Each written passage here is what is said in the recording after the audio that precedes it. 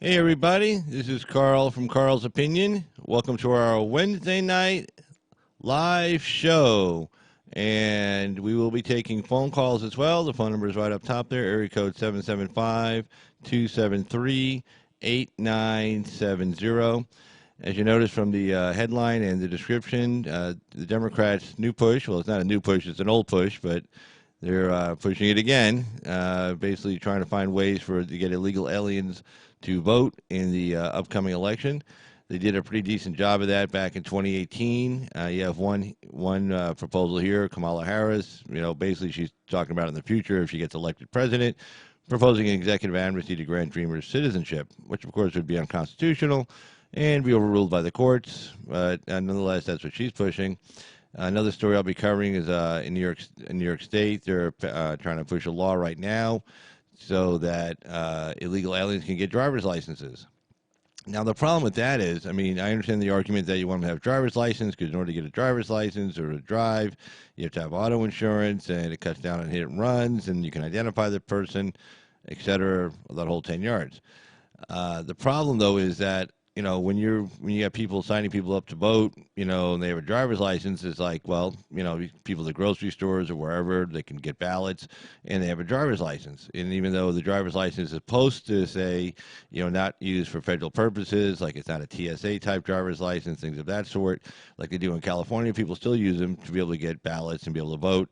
And here's the problem. Now, remember, say it's improper. They're not U.S. citizens and they don't have a right to vote and they're not supposed to be voting. Well, who enforces that? Well, in each of the various states, it's going to be a combination of the Secretary of State of that state and the Attorney General of that state. So in states like California, you didn't hear a lot about prosecutions or investigations into illegal voting in the state of California. Why? Because the Attorney General and the Secretary of State for the state of California are both Democrats. So, of course, they didn't want to do any investigation or prosecutions of illegal alien voting or non-citizens voting in that 2018 election. But, anybody who's been to Orange County before, the idea that all of those congressional seats in Orange County would turn blue for some reason after who knows how many decades where they've been held in Republican hands. I don't know, 3, 4, 5 decades. Those have been Republican seats. Staunch Republican seats for decades. And then suddenly in 2018, they all flip. Like, amazing. All those counties, all of Orange County flips to blue. Hey, Amy D., how you doing there, young lady? Good seeing you in the chat room.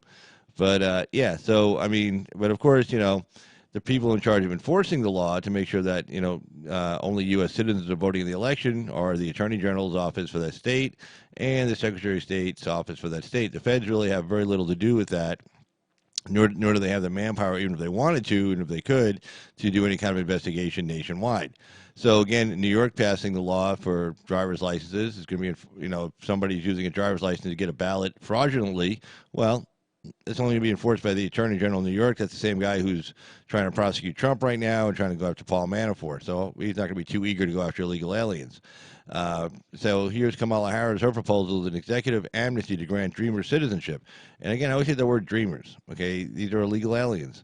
Yeah, they were brought here when they're under the age of 18, but they're still, illegal. And just because they were children at the time, or teenagers, or whoever, or potential future MS-13 gang members, the Iraqi USA doesn't give them the right to claim any kind of special status to get citizenship. And again, like the Democrats say, well, it's a humanitarian issue, it's a morality issue, but really, it's their morals are really skewed because basically their morals say, well, if you can walk here or jump a train to get here, then it's moral to let you in. So I guess for people in the rest of the world who can't just jump on a train, take a train across the ocean, either the Atlantic, if you're coming from Africa, or the Pacific, if you're coming from Southeast Asia, then they can't come here. But if you can walk here or take a train here or catch a ride or hitchhike, then it's some kind of moral issue.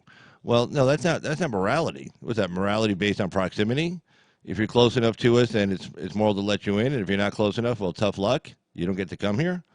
There's no morality there. That's immoral. It gives it a different set of circumstances based on geography. Joe Biden said when he was talking about backing repealing the Hyde Amendment. He says, well, abortion shouldn't be a matter depending on what zip code you're from.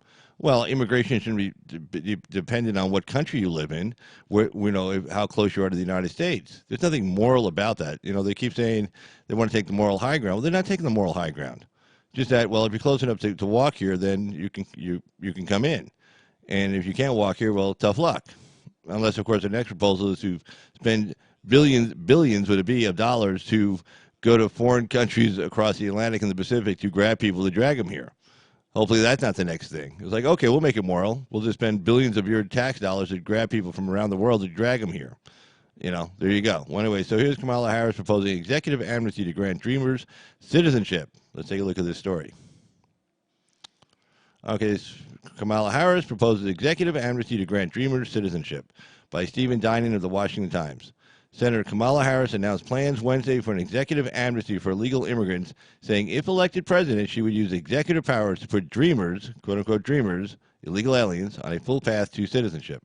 The 2020 Democratic presidential candidate said she would go beyond President Obama's 2012 deportation amnesty, which protected some dreamers from removal, and clear obstacles in the law that make illegal immigrants unable to adjust their status from within the U.S.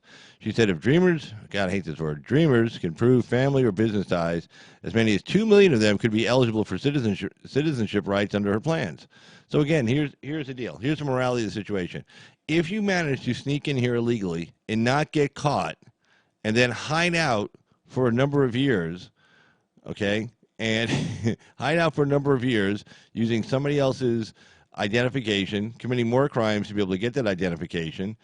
All kinds of state law crimes, all kinds of federal law crimes to be able to use a phony ID that can actually pass a background check, and then pay those people who are committing those criminal acts, criminals themselves, gang members, all kinds of terrible, awful people, giving them money to do such crimes. If you can manage to hide out and avoid the law for long enough, then there's your pathway to citizenship. There's the morality.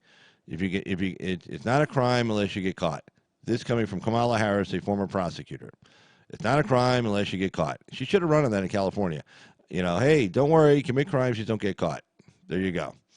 So, hey, Effie Loves America, how you doing there? Hey, Black and Irish Crazy Sheena, how you doing? So, yeah, I agree, Rocky USA, 2 million more Democratic votes.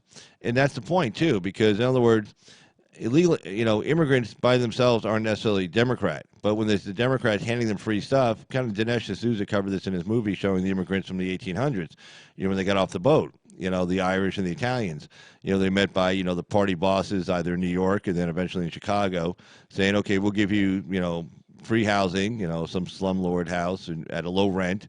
We'll give you a job, some crappy-ass job. But yet when it comes to election time, the guys, remember the Dinesh D'Souza's movie, the guys banging on the door and, grabbing the parents, taking them down to the polls. And, of course, when they went to the polls, they had to vote the right way. So same thing here. Things haven't changed. Hey, disabled vet, how you doing? Good seeing you. And so, that's what's going on here. So, Rocky, I totally agree with you. Exactly. It's 2 million more votes, And, again, they're going to say, oh, we're the ones who backed you. We're the ones who got you citizenship, so vote for us. Versus, if they're just going to vote for their own pocketbook issues versus citizenship, they probably vote Republican. But when somebody hands you, the citizenship card, kind of hard not to vote for them. And I totally agree. That's what they're depending on. Then she goes on to say, God, and here we go, dreamers/illegal aliens cannot afford to sit around and wait for Congress to get its act together. Yeah, they can always just go back to their home country. I agree. They shouldn't have to just sit around. They can go back to their home country. No problem. Their lives are on the line. What do you mean their lives on the line? I don't understand that. Okay, if they go back to Mexico, they're going to get killed? No. They're not going to kill or go back to Mexico. They still have plenty of family back in Mexico. It's not like they go back home. Gee, I don't know what this place is like. No, they got family and friends and cousins and relatives and everything else. There's no life on the line here. Her plan would grant parole in place, admitting that they're criminals. That's funny. To dreamers, illegal aliens, which would amount to a formal admittance to people who were never actually admitted to the U.S. She said she would then issue a rule defining illegal immigrants who came to the U.S. as children, remember some of these are gangbangers, through no fault of their own. Well, through fault of their parents, they shouldn't have brought them, and they should go back. Eligible for full legal status and will erase any past illegal work histories. That's nice. So any past illegal work histories, meaning they don't have to pay any back taxes on anything they did under the table. She would then expand the definition of extreme hardship, which is what I guess you can claim to get citizenship status, or to qualify as a dreamer, to include any illegal immigrant with a family member here in the U.S. How is that an extreme hardship by having a family member in the U.S.? If I have a family member living in France, how does that make it an extreme hardship that I have to go move to France? Allowing dreamers with family here to join an existing but limited exemption for earning a green card. Geez. You know what's going to happen. I mean, even if this thing's just going to get expanded and expanded and expanded. Hey, great douchebag, how you doing there? Mr. Douchebag? But let's see. So, in a statement released by Ms. Harris's campaign, immigrant rights activists, including architects of Mr. Obama's 2012 DACA program, said her plan is innovative but legal. Well, it's legal. She makes it a law, but it's. That doesn't mean it won't face legal challenges, as Mr. Obama's more limited DACA program did. Judges split on the legality of DACA, though no federal court ever blocked it from taking effect. Courts did, though, block a broader amnesty by Mr. Obama attempted in 2014. I mean, if she makes it a law, it's legal. If she does it by executive order, and if she does it this broad, I'm sorry, the courts are going to strike it down.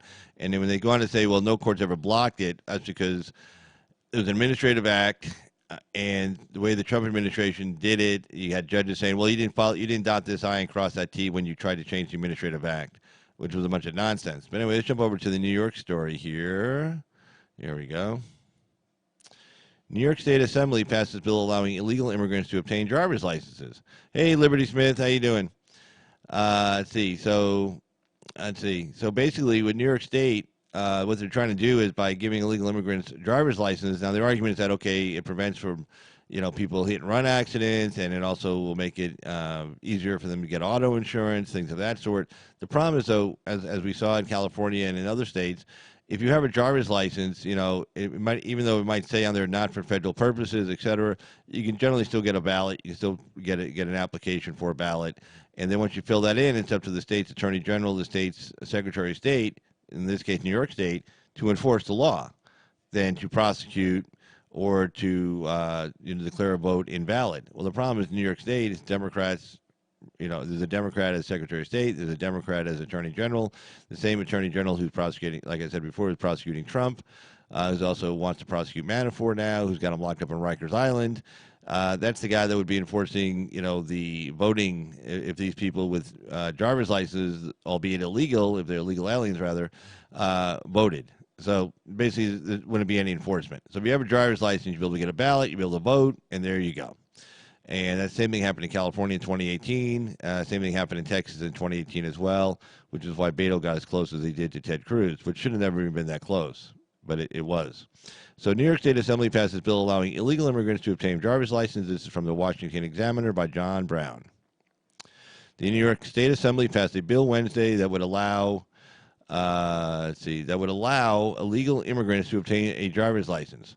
Passing the lower chamber of the New York State Assembly legislature with a vote of 86 to 47, the bill needs only to pass the New York State Senate, which it will, before heading to the desk of Governor Andrew Cuomo, who has expressed his readiness to sign it, of course. The law would allow residents to use passports from other countries and other foreign-issued documents to prove their identities to the Department of Motor Vehicles. The state's Association of County Clerks is opposed to the law, arguing that its members will not always be able to identify. Excuse me a sec. Let me just jump over here. Will not always be able to identify whether foreign documents are genuine. Yeah, I mean these are state clerks. You're not like at an embassy or something. County-level DMVs have not been required to verify foreign documents in the past, as this is currently a federal function, most commonly done during the working visa process.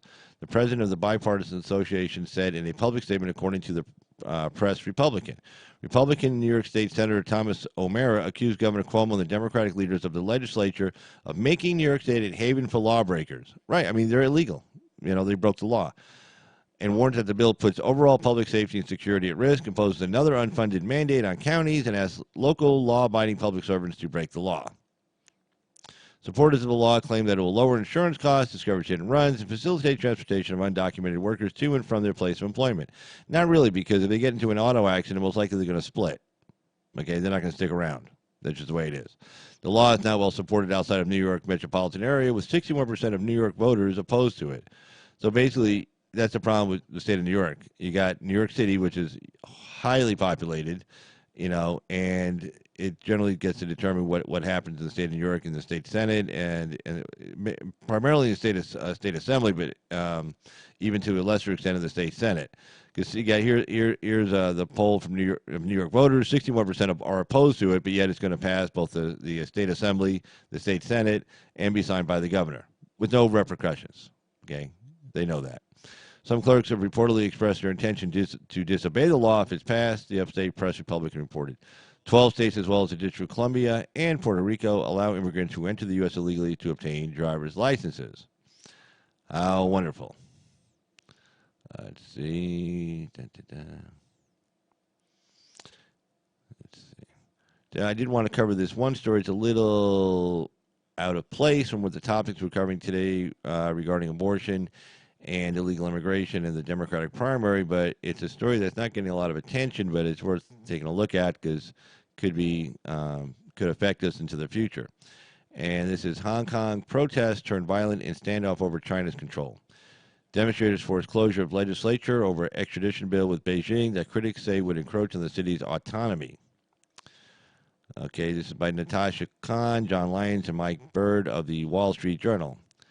From Hong Kong, a standoff over China's encroachment on the city's legal autonomy deepened, with hundreds of police firing tear gas and rubber bullets at protesters as the financial center's Beijing-backed government showed no signs of yielding during a second day of widespread demonstrations.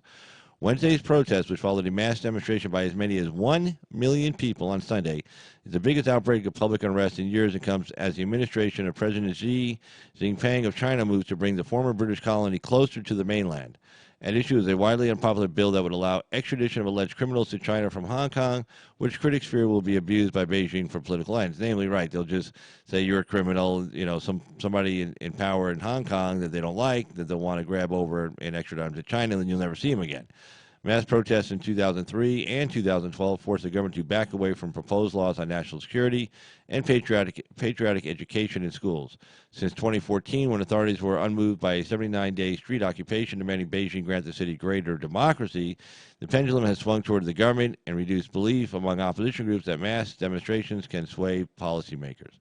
But the extradition bill has struck a nerve among local people who fear their freedoms are being eroded and revived an opposition movement many had written off as dead. Many protesters said they are unwilling to give up even if they believe their defiance is futile. The clashes, which came after thousands of people blocked key roads, reflect a widening chasm between many Hong Kong residents and their government, which they accuse of trying to rush through fundamental changes to their independent justice system at the behest of China's leaders. I just let you know, let's see. Liberty, you are a mod because we love and Carl Street. We're all mods here. I do have a lot of moderators, so there you go. But so there you go. But sometimes I make people moderators too. Also, just let you know, like if they have their own site. In other words, I have no problem with somebody promoting their site if I know them. And I know they're not crazy or some kind of lunatic. And so, but YouTube will keep you from putting a link to your site on the chat room unless you're a moderator. So a lot of times I'll make people moderators just so they can put a link to their own YouTube channel, in my chat room. So yeah, like I said, I have no problem with people people promoting their site if I know them and I know they're not some crazy nutcase, because next thing I know they're promoting a site that's like crazy. But if I know you, then a lot of times I'll make you a moderator just so you can, in fact, put a link to your own YouTube channel on here. That's kind of a quick, fast way to do it, if you will. It's like, well, okay, we'll just do that, All right, let's take a look at the next story here. We're going to get to, let's see. Let's see. Okay. Let's talk about the abortion issue here.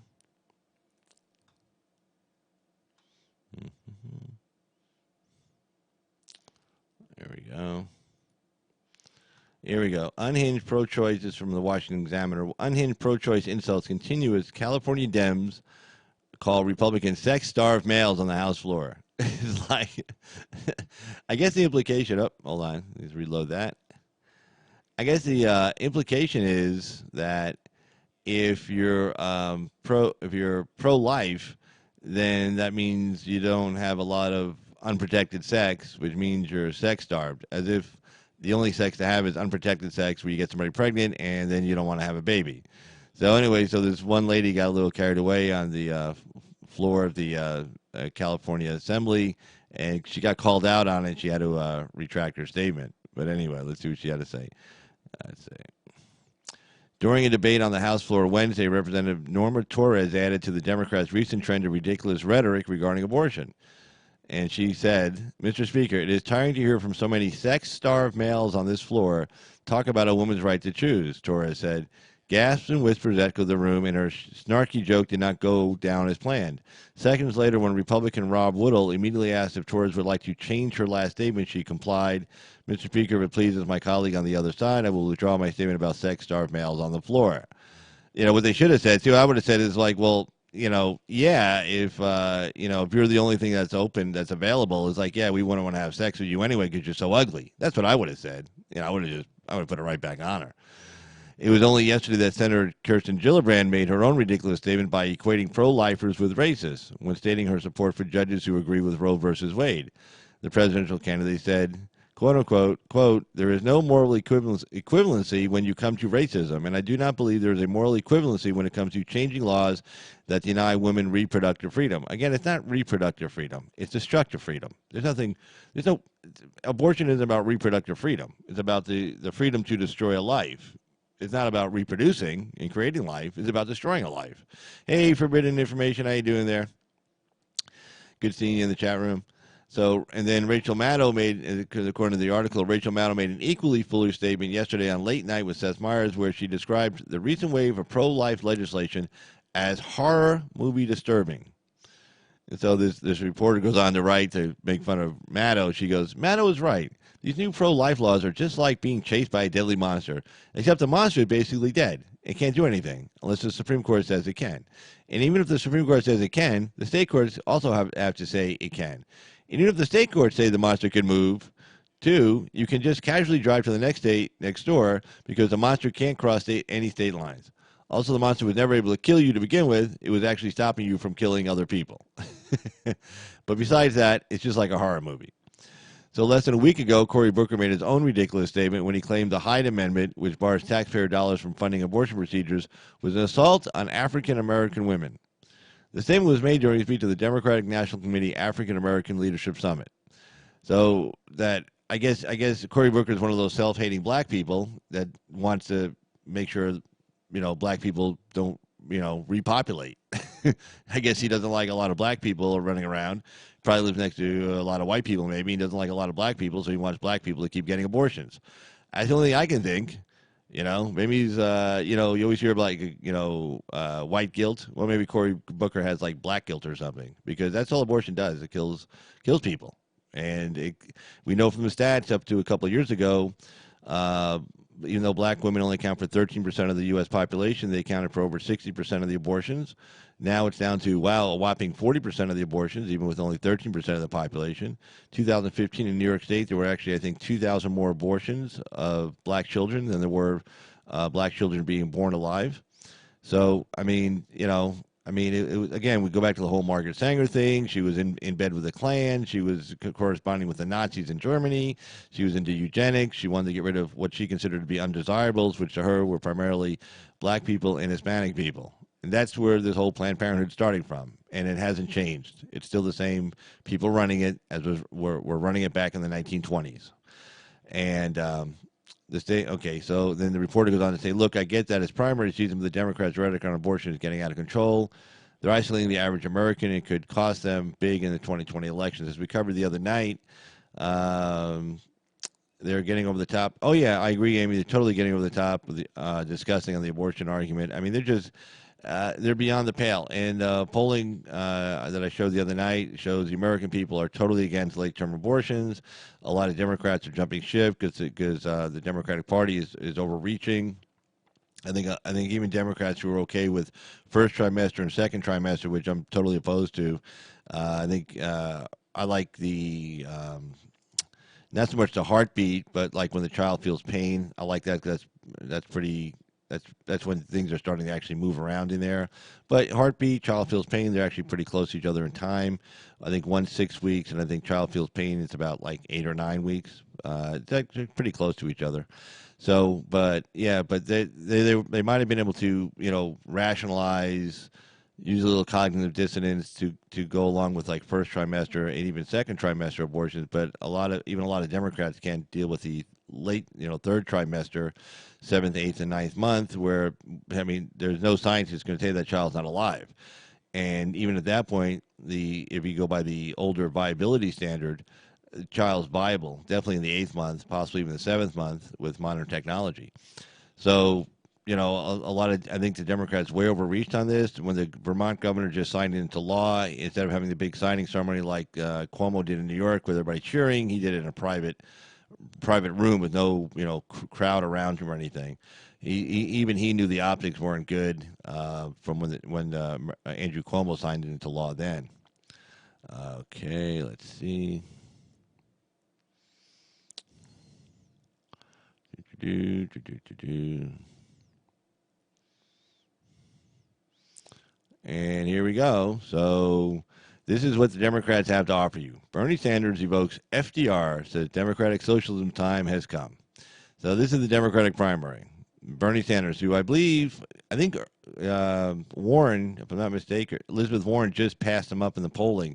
I'm not sure if it was nationwide polling, but it might have been just in Iowa. But she's now running number 2, either in Iowa or nationally. She just passed up Bernie Sanders.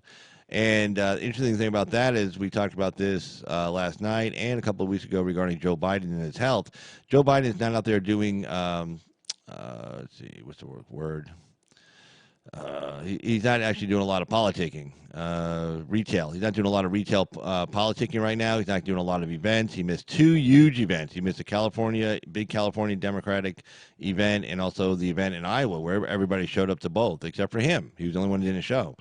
And his health issues. Well, Warren's out there like a maniac. I mean, she's running around hitting every single event in the world. She's doing tons of town hall meetings, doing interviews left way and sideways, just all over the place. And she's out there campaigning, doing functions, everything. Well, Biden doesn't have that kind of energy. His health is bad, and so they're making excuses for him. They said he couldn't do the Iowa function because his granddaughter was graduating. I don't know. Middle school or elementary school or something stupid like that. I don't know. And then, of course, he didn't give any reason why he didn't go to California. And then the Washington Post wrote a little puff piece for him, leaked by the campaign, saying, "Well, he's in the lead, so he does. People know him. He doesn't do a lot of events." Well, that's nonsense. Okay, any good campaign strategist says never take anything for granted, even if you're way ahead. You don't take anything for granted. Well, anyway, Warren is out there running around like a maniac. She's coming really close to Biden right now. I mean, there's a debate coming up in a few weeks. And I think it's 2 weeks of the debate, and if she's number 2 on that debate stage, I mean she's going to get a lot of questions asked of her. And I'm telling you, if she's standing next to Joe Biden, the last thing Joe Biden wants is Elizabeth Warren standing next to him rather, because she's going to be all about energy and bam, bam, bam, boom, boom, boom, and he's going to be like, well,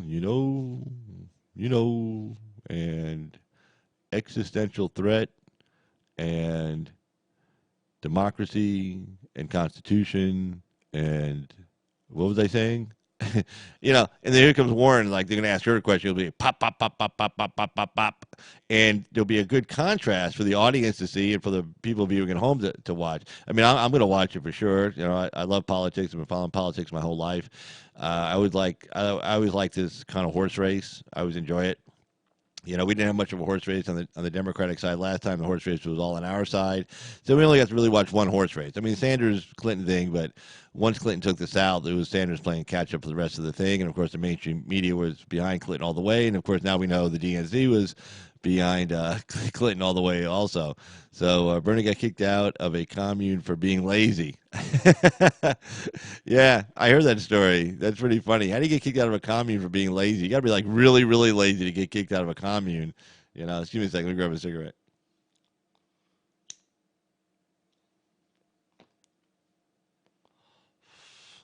All right, so let's take a look at what Bernie has to say about democratic socialism. Time has come. Time has come. I don't understand what time that is. Like right now, people are working, poverty's going down, unemployment's down, savings are going up, incomes are going up. So now's the time to change the whole system and bring about socialism. Why? It doesn't make any sense. Oh, wait, I know why. Because now people have plenty of money, so they can give it to all the poor people, and then we can all be equally poor. And then, of course, 50 years from now, none of us will have any money. We look like Venezuela. Maybe even quicker than 50 years. But anyway, let's see what he has to say. This is by Stephen Dinan of the Washington Times. Senator Bernard Sanders proclaimed the dawn of democratic socialism in America on Wednesday, saying it's time the country moves beyond the liberties enshrined in the Constitution and embraces a new set of human rights, promises including free college education, guaranteed jobs, and better retirements. The Vermont Independent and 2020 Democratic presidential hopeful cast his vision as a part of an historical clash, comparing President Trump's rise to that of Nazism in the 30s. Why? Everybody's got to compare somebody to the Nazis. Well, you know who the Nazis were? The Nazis were the Nazis. You don't have to compare them. Okay, he's crazy. He said, just as President Franklin D. Roosevelt's New Deal was the answer to corporate overreach and growing authoritarianism, so democratic socialism is the answer now. My message to you today is that if there was ever a moment in the history of our country where despair was not an option, this is that time. He said, if there was ever a moment when we needed a new vision to bring our people together in the fight for justice, decency, and human dignity, this is that time. Well, the only problem he has with that is the economy is doing really good. See, this socialism argument is like, if the economy was in the shitters, right, and we're all like, down and out and go, oh my God, this everything. It's like it was like a Great Depression kind of time. We're like, oh, we got to find another solution. Well, if somebody says, hey, socialism. Well, let's try that because everything else isn't working. Well, the problem is everything else is working right now. Everything's working. So why should you change? It's like oh, we need to get rid of the liberties of the Constitution and go into democratic socialism because we need to do this. Well, we don't need to do anything. If you ask most American people, do you want to change the whole economic system you live under that you're doing really well in? And people would say no. So for Mr. Sanders, the speech at George Washington University was an attempt to redefine the battleground of the election 2 weeks before the first debate of the primary season. Let's see. He is also struggling to break free of the shadow of former Vice President Joseph Biden, who leads in polling, and is working to distance himself from a surging group of candidates, including fellow left-wing Senator Elizabeth Warren, who I believe is she's either number 2 in Iowa or number 2 nationally. But she's making moves. Ms. Warren has issued the Democratic Socialist label, but Mr. Sanders said he will not shy away from it and has embraced it for all of his political career. Now he just has to convince voters that it's not as scary as it sounds. On Wednesday, that meant deploying frequent pro-socialism quotes from Martin Luther King, Harry Truman, and wrapping himself in Rooseveltian rhetoric from the 30s and 40s. He said FDR began the work of a democratic socialism only to die before he could see it through. No. that's not that's not true. Oh God. FDR created a safety net because the economy was in tatters, and it's basically what happened was that all his programs actually slowed down the recovery. When the economists have gone back and looked at what he did during the early 30s and stuff to try to get with the social safety nets and trying to spend our way out of it, and Social Security and all of that stuff, it actually delayed the recovery. The only thing that actually pulled him out of the Depression was World War II. So basically, you were able to take 12 million men, primarily men, and take them out of the labor force, and then through the use of economies of scale, namely put them in barracks, right? So instead of a house for 2 or 3 people or an apartment for one person, a single guy, for instance, you had 100 guys inside of one big barracks. And clothing was all the same, blah. So basically you had economies of scale, took 12 million men out of the workforce, and then the rest of the workforce, you had, building the tanks and the planes and everything else. And then, unfortunately, a lot of those men died, and so that even took them out of the workforce permanently. So the only thing that really got Roosevelt out of the Depression, hey, Jervis, man, how you doing? The only thing that got Roosevelt out of the Depression was World War II. But all the policy he was putting in place actually slowed down the recovery. So then he goes, today I'm proposing we complete the unfinished work of Franklin Roosevelt. Yes, and head back into a depression in the Democratic Party by putting forth a 21st century economic Bill of Rights, Where Roosevelt said he had his four freedoms of religion and speech and from fear and want, Sanders had his six rights: quality health care, as much education as one needs to succeed, as much. Hey, you know what? I want to go. I want to go get me a PhD in economics. Yeah, I can't afford to go get it. Don't worry, Carl. This is Bernie Sanders speaking. Don't worry, Carl. I'll get you that health care. I'll get you that education. I'll get you the PhD. But I don't have any money, Mr. Sanders. Oh, that's okay. I'll get it from your neighbors. Well, aren't they going to be happy about it? No, I'll just tax them. They won't even know it's for you. Oh, okay. Thanks, Mr. Sanders.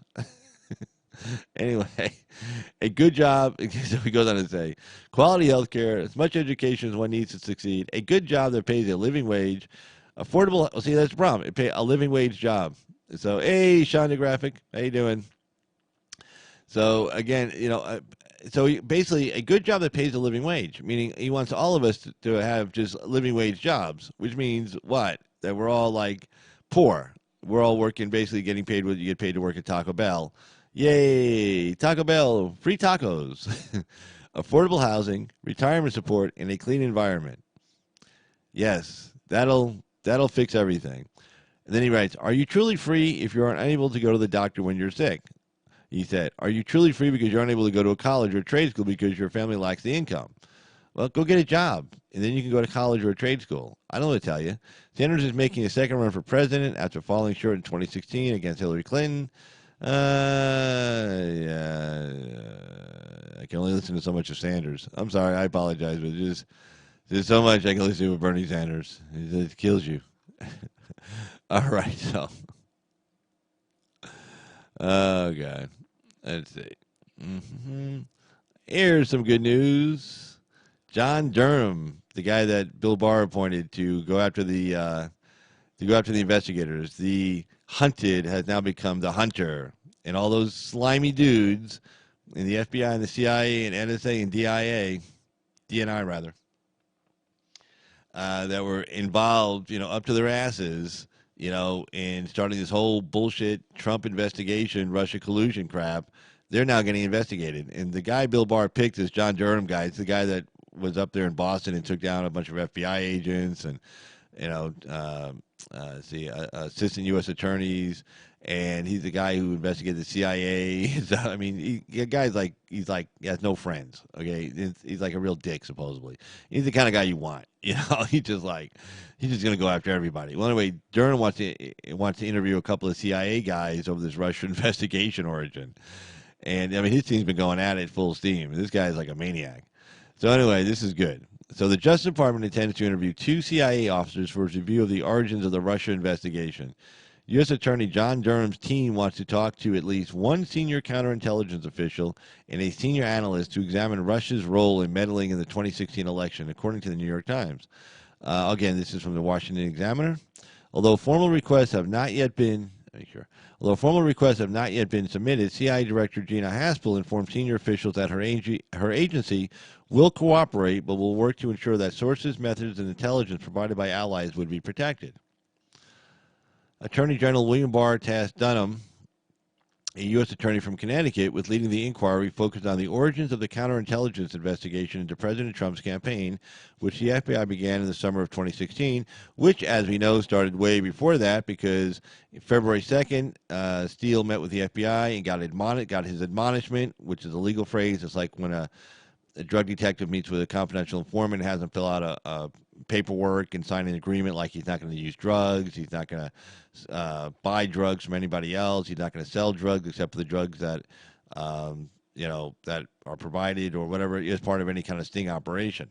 So Christopher Steele was admonished on February 2nd or February 3rd, the day after the Iowa caucus where Trump came in second. We know Misford, the FBI informant, was meeting with Papadopoulos in March of 2016 and trying to get him to both buy some Russian hacked emails of Hillary Clinton, which, of course, he wasn't representing the Russians. He was just an FBI informant. He was a plant. He didn't have any emails to sell. It was phony.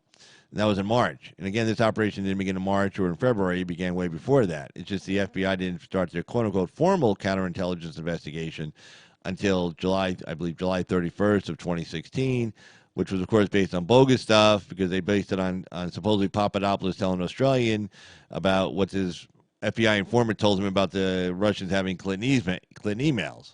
So it was all based on bogus crap to begin with. And Barr sees that, and so does Durham. So anyway, so you're going to start getting to the bottom of, okay, how did this whole thing get started? It was proper procedure followed with these people who were looking to take down an opposition party politician to it, Donald Trump. American officials say Barr is interested in understanding how the CIA coordinated with the FBI and how the agency came to its conclusion that Russian President Vladimir Putin gave the order to sow discord in the election to help Trump and undermine his Democratic opponent Hillary Clinton. The review is not a criminal inquiry, but should Durham find criminal activity, he can take prosecutorial action. Yeah, he's a U.S. attorney. The top CIA officials are said to be anxious over the federal prosecutor's efforts. Yeah, they should be. The Justice Department's examination of the early... Being a CIA officer does not prevent you from getting prosecuted by the U.S. Attorney's Office. Sorry. The Justice Department... let's see. Let me take a look at the chat room real quick here. Let's see. Oh, hey, Aaron. How you doing there? Good seeing you. And let's see. Let me just take a look. Let's see. China Jarvis douche. Oh, hold on. Okay, good. Yeah. Did somebody bring that up? Where is it? Yeah. Okay, good. All right. Yeah. Whoever revealed Liberty, that's good. I was about to do it myself. So yeah, everyone's YouTube. Plus, I have a lot of block words on there. So yeah, if you see something hidden that is okay, you go ahead and just hit the show on it. You know. Again, I have a lot of block words that maybe potentially the word. Well, I see which word kept it off. Douchebag's name. So anyway, yeah, if you see, he's got to change his name, man. But anyway, that's what kept it off initially. But yeah, if you see something like that, yeah, feel free to hit the show on it. It's a good deal. So, but yeah, hey, good seeing you guys there in the chat.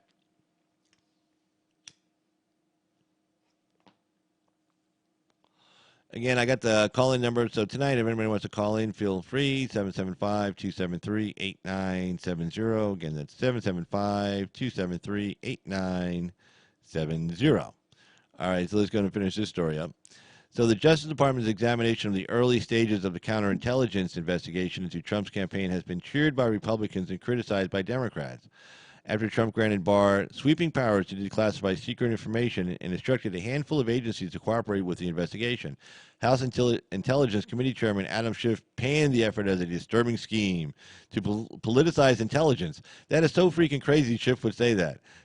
Trying to politicize. I mean, Schiff was politicizing intelligence for the last 2 years. Remember, he kept saying, I'm on the Intelligence Committee, and I've seen things that, shows me that Trump is guilty of collusion with the Russians. And, I can't say what those things are, but Mueller's got them. He sees them, too. And to tell you, when this story comes out, it's going to be really bad. So he's politicizing, the quote-unquote intelligence he was seeing. But it turns out, I guess he was the only one seeing it in his mind, because even Mueller, who's supposedly, well, first, Mueller's seeing everything, okay? There's one guy who saw every single thing there was to see. It was Robert Mueller. And so I don't know, when Schiff was saying he saw stuff, he was he was lying, okay? He didn't see anything, because, trust me, there was nothing he saw that Mueller didn't see. Mueller got to see every single damn thing there was to see. So here's Schiff saying, oh, this is, politicizing intelligence. No bullshit. They've been politicized. No, this is to find out who politicized the intelligence for the last 3 goddamn years. That's what this investigation's about. And hopefully they're going to find out who was behind it, why they were behind it, and hopefully some heads will start rolling, and hopefully some indictments will come down. Hopefully Durham seats a grand jury and starts prosecuting some people. It's not going to happen anytime soon, but hopefully down the road, once he gets all his ducks in a row, hopefully he starts doing it. A DOJ Department of Justice letter written to House Judiciary Committee Chairman Jerry Nadler outlining the scope of his investigation said the review is broad in scope and multifaceted and includes a look at actions both by the U.S. government and by foreigners. Now, see, this is important because everybody keeps talking about these foreigners and stuff. See, remember when Trump was wanting to declassify a lot of the FISA application warrant and all these other supporting documents, who was complaining about it? The British were complaining about it. The Australians were complaining about it. Why? Because what it sounds like happened was that, okay, the FBI and CIA couldn't really do too much on the ground here against Americans without even a minimum of FISA court warrant. But they had to start this thing sooner before the FISA court warrant. They wanted to start this thing sooner. And we know that Mishra was operating already in March of 2016, and Steele was already getting his admonishment from the FBI in February of 2016. So before they got the FISA court warrant, they were already making their moves. But since they couldn't do anything, how were they getting it done?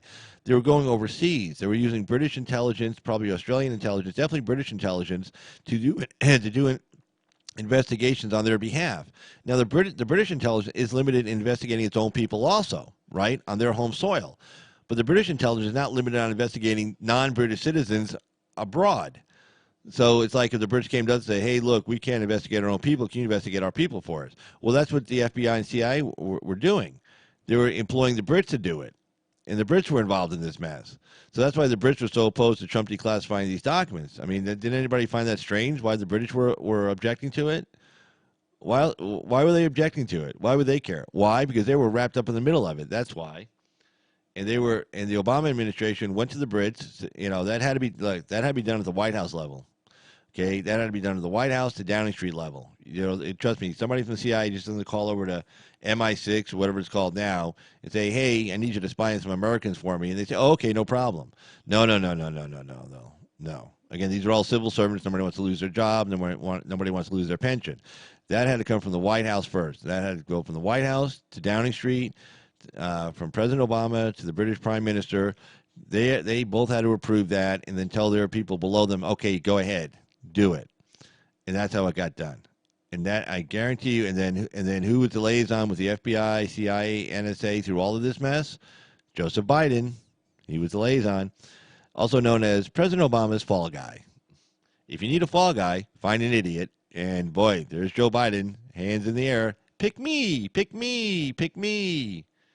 And Obama's like, yeah, we'll make him the fall guy. Everybody will believe he's an idiot. I mean, you won't have to really convince too many people. It won't be a hard sell, you know.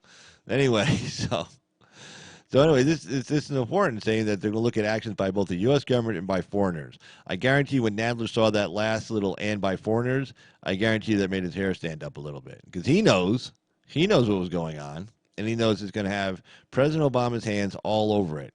And remember now, who's been quiet through all of this? Who hasn't stood up and defended his prior employees, his prior men and women at the FBI, the CIA, the Department of Justice, the proud men and women who served him so honorably and so loyally? Is that a word? No. So loyal. Whatever the word is. But anyway, how come he's out there defending them? How come he's not saying, this is awful, how dare you attack my former employees? They are good Americans. How come he's not out there saying that? Why? I'll tell you why, because his hands are all over this. That's why. And he's trying to find some cover. And he figures if he doesn't say anything, maybe nobody will look at him. And then he's going to probably make a deal with Trump somehow on something, and I'm sure there'll be some kind of weird deal that he's going to try to make with the Trump administration, so he stays out of this mess. But his hands are all over it. And maybe they'll just... maybe that's why, if you notice, Trump's been taking a lot of swipes at Biden, right? I haven't heard Obama out there defending Biden too much, have you? How come? He was his vice president. How come he wouldn't be out there defending his own vice president? Anybody find that a little strange? How come they're saying, hey, Trump's a big blowhard. What's he doing that with Joe for? That's ridiculous. What an idiot. Oh, that's terrible. No, he's not saying anything like that. Why? Because Joe Biden's his fall guy. Well, his fall guy isn't going to be Susan Rice or Valerie Jarrett or anybody close to him. No, he picked the idiot. The guy he didn't really want to pick to be vice president to begin with. The guy who he told he wasn't going to endorse in 2016. And the guy he just told he wasn't going to endorse for 2020. The same guy. Okay? So it'd be funny to watch this one play out. Okay. Let's see. Next story. And let's see what we got here. Boom. Boom. Boom. Boom. Phone call. Hey, Mr. Douchebag, how you doing? Well, Carl, how you doing? Long time no see. What you've been up to? Just working, man. Just working. Yeah. Good hearing your voice. I know how it goes, and I'll tell you. Huh? Good hearing your voice. You got what? I said it's good hearing your voice. Yeah, it's good. Yeah, it's great hearing your voice. I'm sorry, it's just everybody's been live streaming, and I've been trying to catch everybody's live streams, and it's just I'm so behind on everything. Oh no, But it's yeah, this campaign. Everybody's out there talking about what's going on in the campaign. Yeah, we're all out there doing stuff. you know, Totally understand. you know what's interesting? I think Elizabeth Warren. Oh, I didn't want to distract from your covering the article. Are we okay with open No, topic, or no, did you that just was want to stay the with? that was the Oh, end of okay. it. Yeah, see, look, watch, see, Oh, that was yeah. it right there. Dunk. Oh, That was the end of the cool. article. hmm Yeah, Um, you know what? You know what I think is going to happen is, and it's in disabled vets' perspective was hitting really. He was hitting home with this when he was mentioning this. Like, if Joe Biden wins, how the whoever he picks as vice president is going to be running things from behind the scenes, or maybe even have Joe Biden step down altogether. But I think as Joe Biden, because he's kind of phasing out a little bit. I mean, he may be leading in polls. Of course, we don't know how those polls work.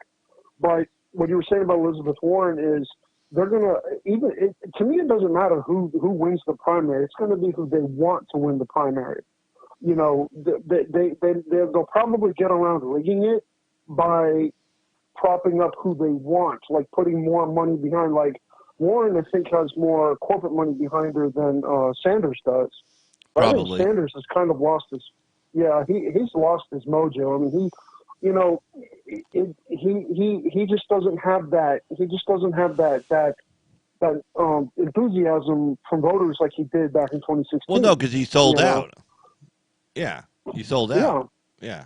but it's funny, but a lot of people. It's interesting, but a lot of people.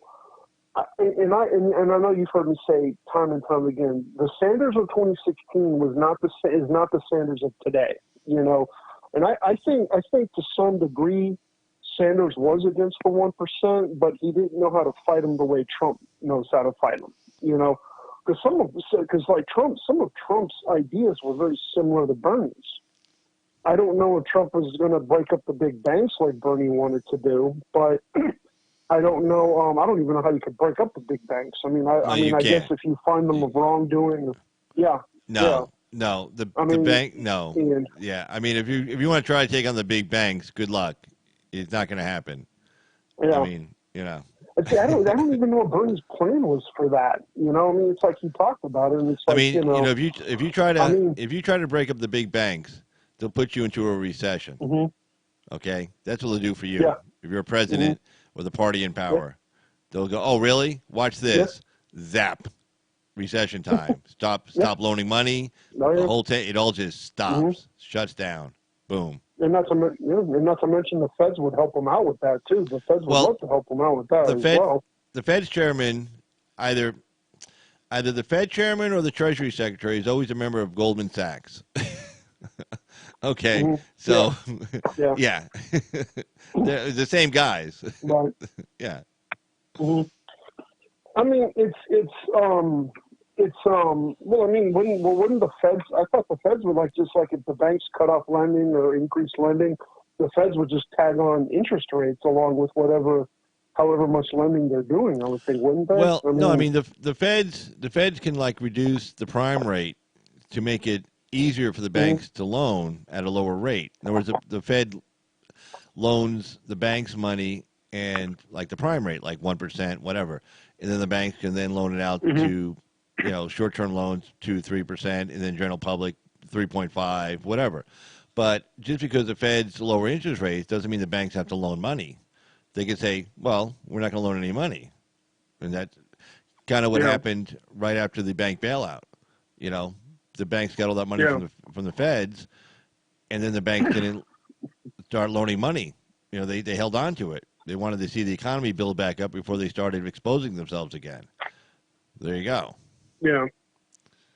I think that was part of Obama's big plan to crash our country. Was to give money. Like what was it, the Equal Housing Lending Act, where people who didn't make, people who wanted to own a home, who they knew could not pay these loans back, and then you have these people that were walking out of these homes, and the banks can't sue someone for money they don't have, so it's like the banks have to sell the houses back or the condos back, at a rate where they can at least get something back, Right. money wise. And I mean, he knew Obama. As much as I insult Obama, the man was not an idiot. He knew what he was doing. Oh no, he knew what Him he was and Soros. doing. He was trying to crash this economy, and he was doing a pretty Yeah, good job of it. You know, I mean, yeah, his annual GDP growth went from 2.2 in 2015 to 1.5 in 2016. I mean, it should have been going up. Instead, he had it yeah. going down, and he did that intentionally. He was. I Hmm. agree. He's not stupid. Really smart guy. So to make that happen, Yeah, he had to want that to happen, and he did want it to happen, and it happened. yeah, yeah. But Carl, I think these Democrats are nervous about something. They have to be. I mean, I don't know if it's, and I know we talked about that a while back on the show, how a lot of these globalists are reaching, they're getting older and they want to see the vision of the world happen. But there's got to be something else behind why these Democrats are so nervous about, not being able to do something about Trump. I mean, I mean, look at their body language. Look at the way they talk. I mean, look at Nadler, how he collapsed. I don't know. What was it, heart failure? I mean, I hope he's okay. But it's like these Democrats are like behind the scenes. They're just nervous. It's like they're scared of something. I mean, Well, what do you think? I mean, I don't know. I'm not. I mean, do Well, you I think think it's the there's globalists. Oh, you mean they're scared of their handlers, the people who are backing Yes, them? that's what I'm thinking. Yeah, Oh, well, because probably true. they're. Yeah, I agree. I mean, I'm sorry, Carl. I haven't been watching much news lately. I mean, I have been. I've been trying to keep up with different things here and there, but I've just been so busy. But I was reading today that the Koch brothers and Soros and a couple of organizations were joining forces to try and combat what they deem extremism. So Yeah, it's saw that. almost like they're trying to. Yeah, I don't know exactly. And we all know it's going to be targeted towards the conservatives, and the conservative content creators. And I mean, look what they're trying to do with Crowder. I don't Crowder, think. Mark I don't. Dice, Yeah. everybody. Yeah. Mhm. You know, I don't know. I don't know how successful. Yeah, and I think because YouTube. I mean, these companies, YouTube, they're obviously they're being pressured by. It's amazing how 8% of the population, like people like Carlos Maza, and all these left-wing lunatic organizations, have so much power and so much influence. Again, it's because they are backed by organizations that have a lot of money and have a lot of Right. power. Oh yeah, You no. know, Vox, I mean, Vox, and Vice and TYT. If yeah, they didn't get outside money, they'd be off the air. I mean, they wouldn't be able to do yeah, anything. I mean, they don't make any yeah, and all money. these, They lose money. Okay. I mean, yeah, TYT got what, mm-hmm, 25 million or 5 million. Vox got like 10 million. I mean, if they didn't get these big mm-hmm, infusions of cash, they wouldn't be able to do anything over there. You know, I mean, they yeah. don't. Nobody listens to them, except for the fact that they're able to just put their word out with all the money they have. That's it. Well, it seems like Carlos Maza has been quiet a little bit lately. I haven't heard him say anything because I don't think the smear campaign against Crowder um, Well, is it's working quite backfiring. the way he is hoping. Crowder got way Yeah, more subs now. yeah, Yeah, yeah. It's the you same know. thing that like happened with Alex Jones. Alex Jones is not banned from the internet. You just have to get his app in order to. I mean, I don't listen to Alex Jones. I used to. I mean, I caught a show here and there, but he goes a little bit like he's kind of like a Rush Limbaugh on steroids. It's like he's like how do I say, like he's just out there, you know what I'm saying? But don't get me wrong. I mean, he's spot on with some of the things he says, but you know, Carl, what's interesting, and here's something that a lot of content creators and people don't understand, right?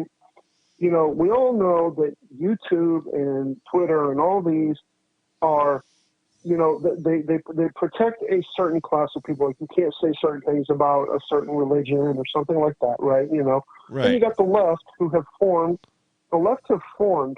a an unwitting alliance. Like the left don't even know that that they know that they've joined the radical groups that want to take our country down, but they don't understand. They can't see what's going on, right? And what a lot of these content creators don't understand is, see, the radical groups want to destroy our country through the ballot box, right? That's what they're trying to do. So how do you do that? You join forces with people who will vote for progressive and ideology that will literally bring our country down through legislation, through bills being passed, because they don't have the mental capacity to see the long-term effects of this like the conservatives do, right? So Right. Where some of these content creators and ABL, you, Axel, you guys do an excellent job of doing this. So you guys actually call out the left for their ideology and their way of thinking. See, because if you defeat the ally of the radical group, they can no longer can you convince people to, hey, look, maybe this idea is better, and then they give up these ideas of socialism and communism. See, then the radical groups don't have a way to destroy our country through the ballot box. You see what I mean? Yeah, I mean, right now they're trying to do it. Yeah, right now they're trying to do it through academia, and they know they don't have the votes, right? And they saw what happened in 2016. 2016, you got a lot of alternative news other than the mainstream media. In other words, if you'd see a story on mainstream media, and maybe you'd go like, the way they present it, they're really good at this. It's like, oh, wow, that's terrible, And then you go watch a YouTube video, and they totally debunk the story, and they give you the facts and the evidence and the real background to it. And you say, whoa. I mean, it sounded good when I heard it on mainstream media, because it does. They're really good at propaganda. They make you think this is real. And then you watch a YouTube video that says, oh, this is why what they just said was totally false. And here's all the evidence. Here's all the clips. Here's the news stories. And you say, hey, that's bullshit. And so the election comes along, and who do you vote for? You vote for Trump, because you realize everything they're saying over there is bullshit, because there's another alternative source of information showing you why what they're saying is wrong. And they don't want that. They just want their bullshit, their propaganda to go out there, and if that's all you watch, you will believe it. And it's not necessarily the viewer's fault, because it's propaganda, and they're really good at it, and they make you believe. I'll watch an MSNBC news story, and I'll get sucked into it for a few minutes, and I'll go, oh wow, that's awful. It's like, oh wow, I can't believe that. That's terrible. But then you got to kind of back away from it and go, and then watch a couple of YouTube videos, do some research on your own. But most Americans don't have the time for that. They don't do it, so they get fooled. Yeah. The Jesse Smollett thing was a great example of that. If you didn't back up and think back, well, wait a second, this sounds kind of crazy. This sounds kind of stupid crazy, like dumb crazy. But if all you were watching is like CNN, MSNBC, reading the New York Times, you think that story was totally true. There was a bunch of Trump-hating people running, Trump supporters running around with the news and bleach in their back pocket in 20-degree below, weather in Chicago, looking to put a noose on somebody's neck. MSNBC is more intelligent about how to spew their propaganda than CNN is. CNN is nothing but constant, literally making fools of themselves. ABC, I think ABC's kind of backed off a little bit. Derek Grayson was talking about that a while back, how ABC kind of backed off of the, the narrative of Trump being, this and that, and that was probably smart on their part, But I think they kind of counter that by just covering other things in the news rather than, because, obviously they don't want to, they can't really break with the narrative, because of all the stuff that they've said. But if they, but they do it by covering other stories, it's probably clever on their part, Yeah. I mean, because there's other things to report. Yeah, it all depends what shows. Like MSNBC, if you watch, Lawrence O'Donnell, I mean, that's way over the top. You watch that, you think the whole country is falling to pieces. I mean, literally. I mean, it's over. The democracy is over. The republic is over. I mean, we're all done. It's zombie apocalypse every night. I mean, every night it's a zombie apocalypse. Rachel, she does it, but Yeah. she does it from more like a PhD kind of 15, 20-minute first segment. Chris Mhm. Matthews just spits on everybody. Brian Williams comes in and kind of like the Yeah. reasonable, sarcastic, you Mhm. know, uh, like last night I caught him saying, remember when 2008 debates and John McCain pointed to Obama and he goes, that one? Remember that? And he goes, Mhm. that one, right? Yeah.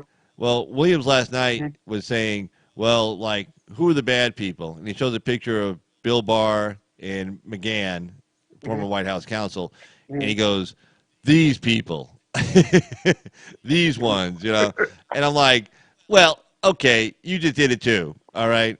You know, and Brian Williams, I mean, Mhm. he's nobody that's credible. I mean, this guy lied about being shot down in a helicopter, and he also lied. He said from his Mhm. hotel room in Baghdad, he could see bodies, floating down the river. Well, where his hotel was, Mhm. it wasn't near a river. Okay, so he couldn't look out his hotel room Yeah. window and see a river of bodies floating down. So, and they got this guy on air. Mhm. I mean, this guy was a network news Mhm. anchor, and he was Yeah. at one point a kind of credible guy, but now he's just spewing off bullshit. Terrible. Yeah. You know what news organization is getting big is OANN. I think now Yeah, we I talked think about that. now, Yeah. yeah, they got a European division now. I think. I think I could be wrong on that, but I think I have a hard they're time. expanding I have their a hard reach. time watching them because they don't seem. Hmm. I don't know. They don't seem. It seems like more commentary than news. You know. Yeah. I miss Hmm. the days. Remember Oh. years ago? Hmm. You and I are old enough to remember this. Remember, like when Hmm. CNN, when Ted Turner had it, and he had that news hour with Bernie Hmm. and the other guys. Remember that news hour they Hmm. had on CNN like 20 years ago? I think so. And they were the I guys who think were in so. Baghdad in the first Gulf War. Also, they were watching the bombs being dropped. Hmm. That news show, man, I Yeah. miss that. That was straight Hmm. news, no commentary. Just here's an Well, hour of a a full lot. Hmm. hour of what Hmm. happened. Yeah. Here's an hour of what Yeah. happened. No commercials around the world, in the United States and around the world. And they had good interviews. They were fair, balanced. It was real. I Yeah. mean, and then I Ted Turner remember. sold it, Hmm. and that's the end of that. Yeah. Hmm. I remember Don Lemon about a few. No, it was about 6 years ago, interviewing. I don't know if you saw that thing or not during the whole Black Lives Matter thing going on in Ferguson, and there was a woman. I forget her name, but Don Lemon was interviewing her, and basically, she was calling them out. Not, I can't. I vaguely. I mean, I remember the story very well because I've seen it a few times. But, you can see Don Lemon, he was just asking her questions, but he seemed more like a professional news reporter than this, than he is today. I mean, Well, yeah, now he's obviously just he's trying to got go to for do the what his boss ratings. is telling him. Yeah, now it's Yeah. just about trying to But, get ratings and say the dumbest, craziest thing he can possibly say, because he knows it's going to get clicks. yeah. He knows it's going to get covered by other organizations. He knows Tucker is going to cover it. You know, he's just trying to be Yeah. as outrageous as Hmm. possible now. He's given up being a Hmm. journalist a long time ago, unfortunately. Yeah. I don't, it's like, I know Derek Grayson, he talks about how Fox News kind of exists to show that there's opposition to the left, but Derek Grayson doesn't really talk about, how that is. Like Sean Hannity, Janine Pirro, we all know they're Trump supporters. I mean, it's a proven thing that they're Trump supporters. But Well, yeah. I don't understand why. I mean, because, it's like he said something about how Tucker went on to do an interview and said that, I guess I didn't see the interview, but he said that Tucker had said that Trump hasn't kept any promises. Well, I mean, I don't understand. I mean, Derek Grayson's a smart guy, but he doesn't know everything. I know he knows a lot more No, than I I think do. I I, can I think he guarantee was you that. mad. I think Tucker was mad at Trump on the immigration issue, and Hmm. everyone's look. I'm a big Trump fan. Okay, but I'm not a Hmm. groupie.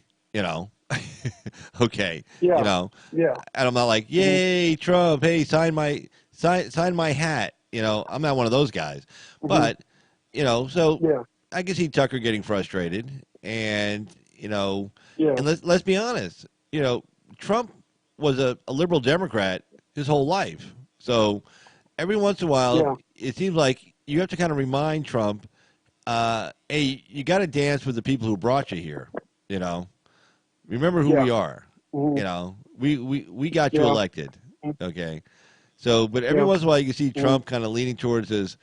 He wants to be he's like, he thinks like he can still talk to Schumer and Pelosi like he used to and try to get something done. And we have to kind of remind him, Mm-hmm. no, they don't want to do anything to help you. They want to bring you down. They're not your Yeah. friends anymore. They're Yeah. not your friends anymore, Yeah. So, Mm-hmm. but in Grayson getting mad at Tucker for getting mad at Trump, well, you know, Mm-hmm. I get mad Yeah. at Trump. I Grayson, but mean, Grayson. Oh yeah, I mean, who doesn't? It's like, I'm not going to do like an Ann Coulter type, I don't know what happened to her. I don't even, but you know, it's just that, like, it's like, for example, Grayson never talks about the infighting among. Well, I mean, unless he did a video, I don't know. But so far, I haven't seen him talk about the infighting among the Democrats. Because all the, like, I know, like I've said time and time again on your show, the pro-life, pro-choice Democrats, they're all getting purged from the party.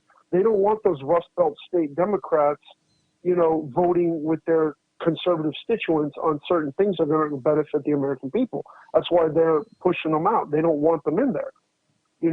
And what people don't understand, as much as I'm not fond of the Democrat Party right now, if the establishment, like the corporate Democrats, lose control to the radical left, the Democrat Party is going to sink even further and further and further to the point where nobody's going to recognize them except well, for those who they want won't win any socialism more and open national borders. elections.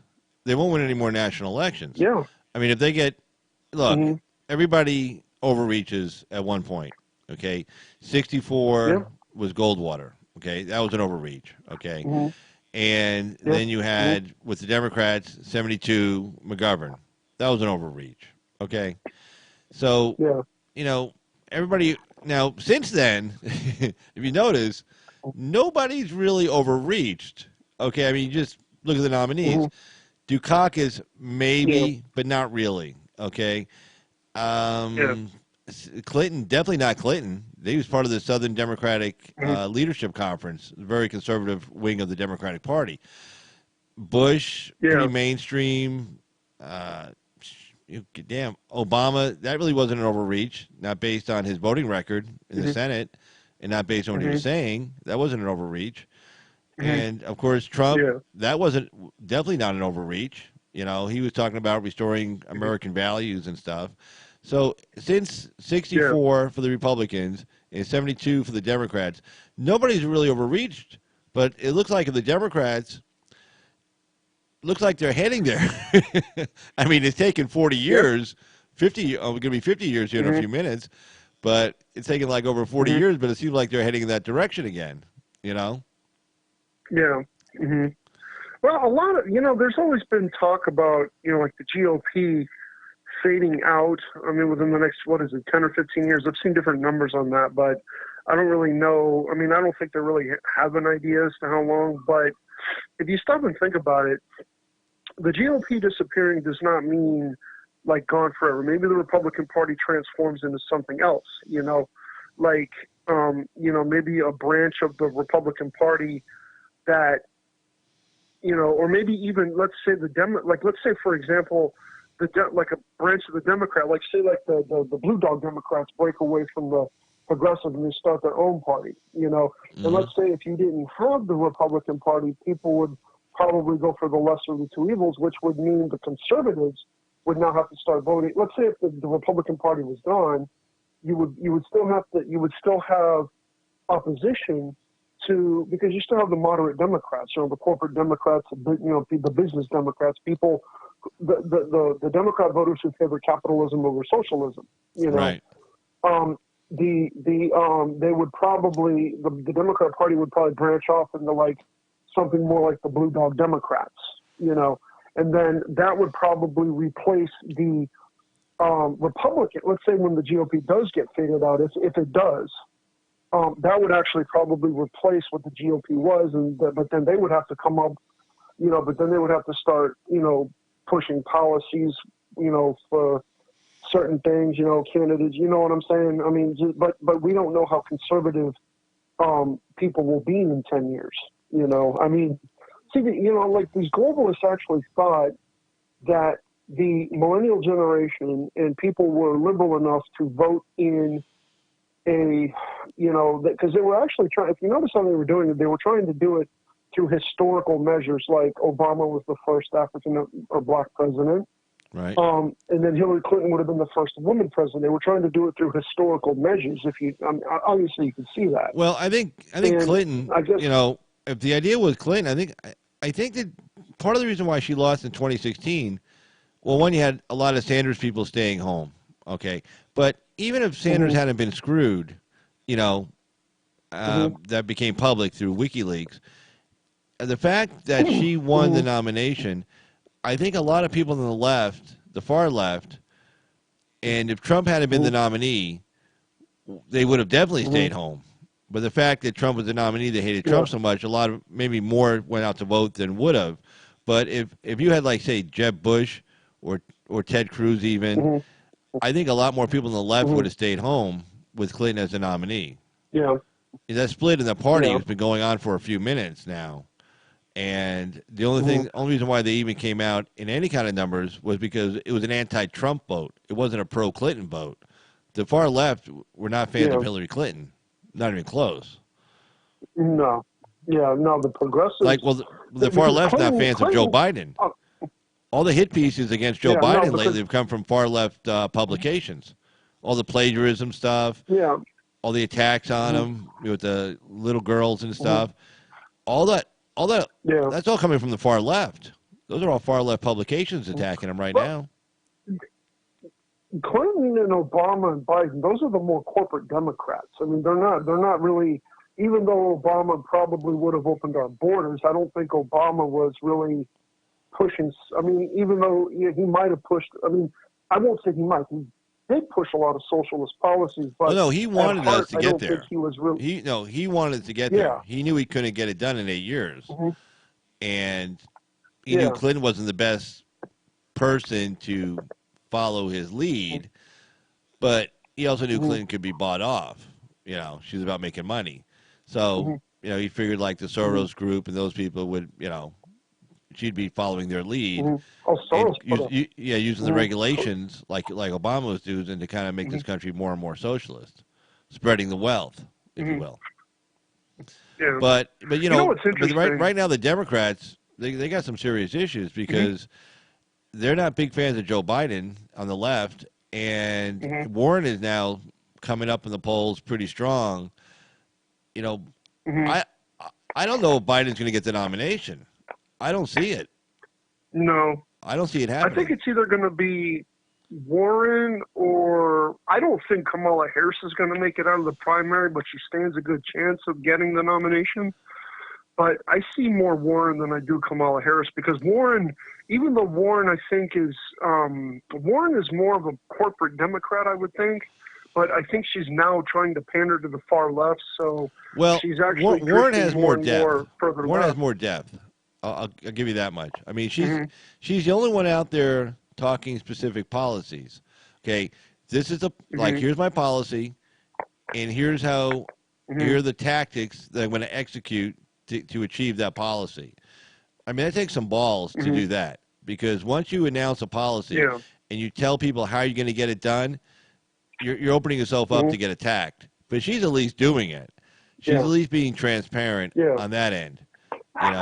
Trump set the new bar on being transparent, and she's following that lead. And the American people on the Democratic Party are responding to it, okay?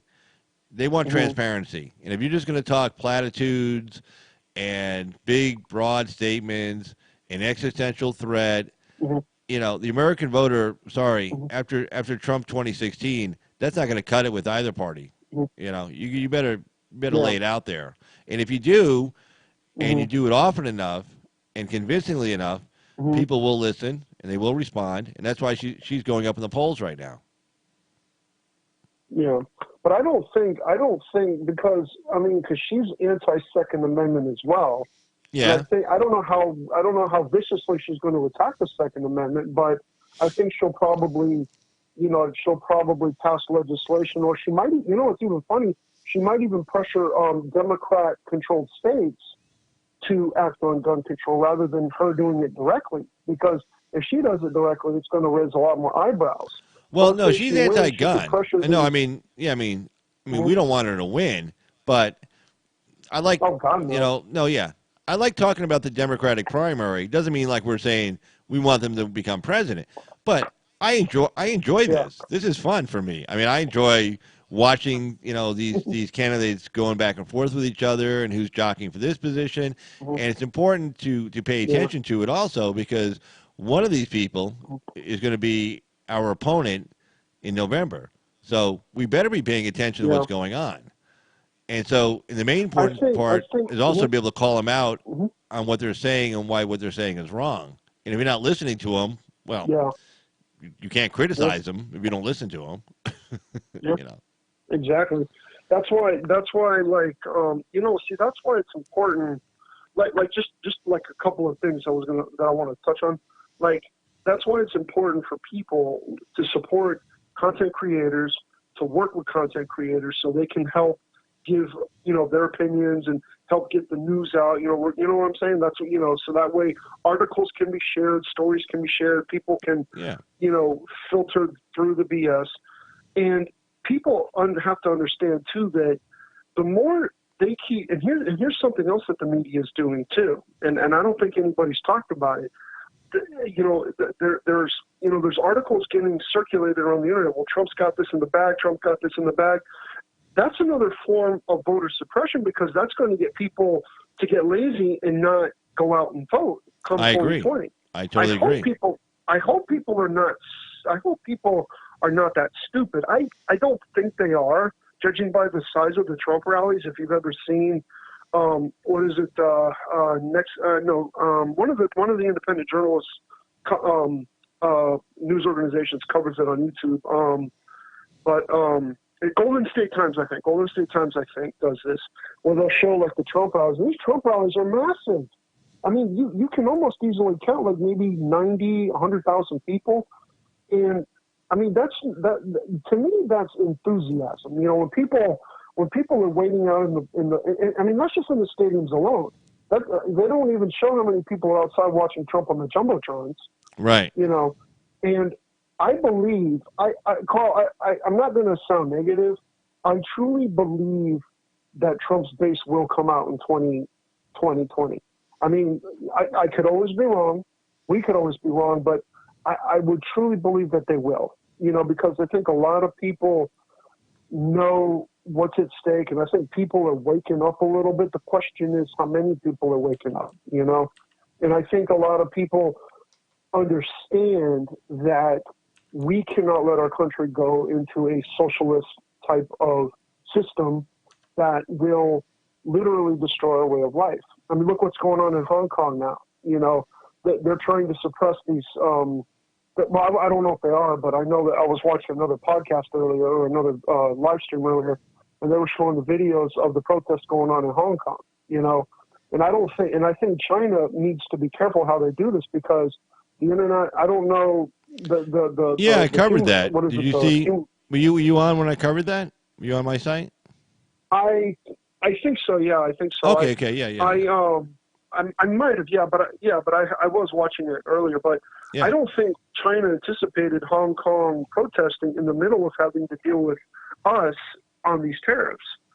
So unless they're prepared to go out and violate people's rights, which China has a history of doing. Yeah. People sure do. I mean, it's, what's funny? They ought to just leave Hong Kong. I mean, they want, it's funny because they're even turning their attentions to Taiwan too. But I don't think they're going to invade Taiwan, because there's a very, very strong progressive wing in Taiwan that wants to bring Taiwan back into China. And I think Taiwan is just a waiting game for China, because eventually, unless some of these progressives, their version of progressives, has some kind of a wake-up call, they aren't going to. China's probably going to vote in people that will bring Taiwan back into China's into the Republic of China. Yeah. Just absorb it back into. Well, yeah. I mean, look, but the Seventh Fleet has been protecting Taiwan since the late 40s, early 50s. So, I mean, they can't make a move on Taiwan unless they want. They're not ready to have a war in the high seas or in the air with us yet. Not yet. Maybe 10 years from now. Yeah. But they can't make a move now. Yeah. So, I mean, if they want to try to do it politically, try to, influence their elections, put a lot of money into it, get the right people in power, and then have the people vote in one. I just find it hard to believe that the people of Taiwan would be so stupid. I mean, they're going to vote themselves into the Chinese Republic. They lose all their political power, all their freedoms, all their ability to determine their own destiny, all their money, everything. I mean, I find it. I mean, that has to be some really great political campaign on behalf of the Chinese to get that to happen. I mean, my God. I mean, it's not like Taiwan's hurting for money. I mean, Taiwan has a pretty vibrant economy too. So, yeah,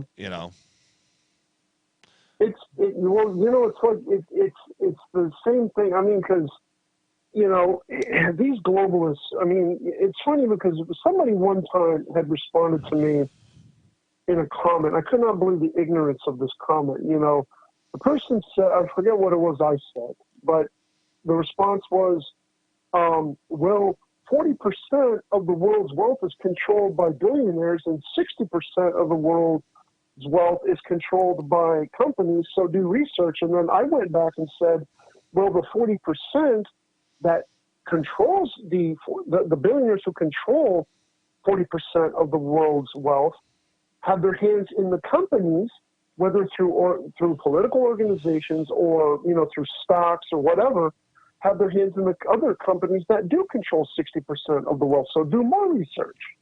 I didn't get a response from the guy, but it boggles your mind to see how these people can have. I mean, because it's like the most of your it's average, like, okay, hey, look. communist. Well, yeah, I mean, yeah, the problem I have with the guy you were talking to is like Amazon. Okay, the guy's like the biggest political leftist in the world. He owns the Washington Post, uses the Washington Post to get out what he wants to get out. But the guy started pretty, middle class means, and he worked up into building a biggest, bestest company in the world, richest man in the world. And I'm a Prime member. I watch movies on Amazon. I buy all my office supplies from Amazon, all my computer stuff, music stuff from Amazon. So I mean, we gonna say this guy shouldn't be enjoying the benefits of his hard work, his innovation. Yeah. Everybody says now, oh, I could have done that. I could have done that. No, you couldn't have because you didn't. He did it. He was innovative. Yeah. He was creative enough. He had the right ideas. He was at the right place at the right time, made the right moves, and got it to happen. Nobody else could have done Amazon except for Bezos. Bezos did it. Okay. Yeah. So we're about to say, oh, take his money, and tell him, hey, thanks, and we're going to take all your money now and give it to these idiots over here who couldn't come up with a good idea. They didn't even know what sauce to get at Taco Bell. No. So I don't care I really don't care what the percentage is. What percentage owns all the wealth in the world. They've earned it. You get some people you get people with inherited wealth and stuff, and they squander it. But you're always going to have that. But I mean, doesn't mean you punish them either, because the money they got's already been taxed by the guy who made the money to begin with. Yeah. So you shouldn't punish these people for inheriting money. So I mean, hey, it's what makes the world go round.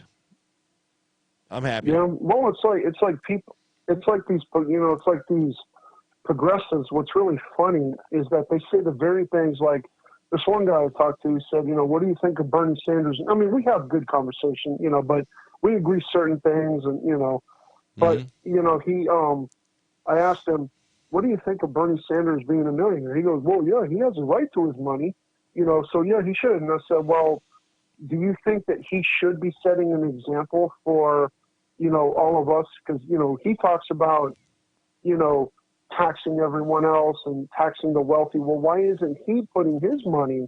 I mean, I'm not. I agree with you on that. Status. In other words, he's always talking about Yeah. redistributing wealth. And of course, it's not really redistributing because redistribution means that, these people had money and they gave it to this rich guy and we got to give it back to him. Well, that's not true. Okay. Yeah. And Sanders is a millionaire. They asked him about it. He goes, well, write a hit #1 bestseller book and you can be a millionaire too. But if he's really in favor of redistribution of wealth, well, it should start at home first. If he's a millionaire, how much, if he's going to live by socialism, each from his ability, each according to his needs, each to his needs, then he say, well, I don't need $1 million. Okay. I need a house and a car and a cell phone. That's it. And the rest of my money, I should find, 30, 40 families and give them equal shares. And we should all have equal shares of money. The same house, the same car, the same cell phone.